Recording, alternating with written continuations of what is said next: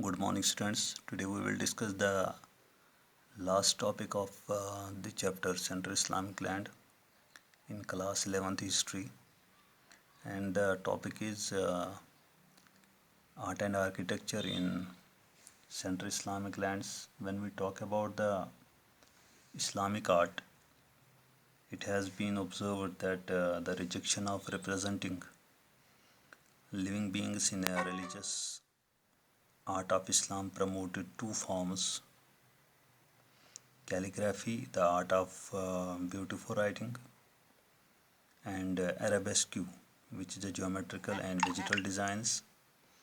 Small and big inscriptions, usually of religious quotations, were used to decorate architecture. Calligraphic art has been best preserved in manuscripts of the Quran dating from 8th and 9th centuries. Literary works were illustrated with miniature paintings. In addition of that, a wide variety of illumination techniques were introduced to enhance the beauty of a book.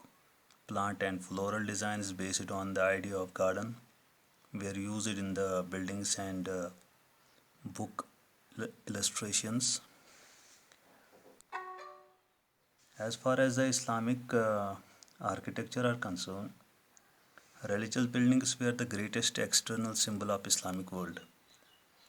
Mosques, shrines and tombs from the Spain to Central Asia show the same basic designs such as arches, domes, minarets and open courtyards.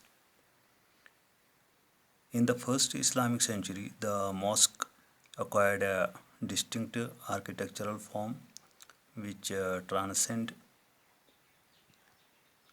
regional variations. The mosques had an open courtyard where a fountain or pond was placed. Two special features were located inside the hall: a niche in the wall indicating the direction of a Makkah, and a pulpit.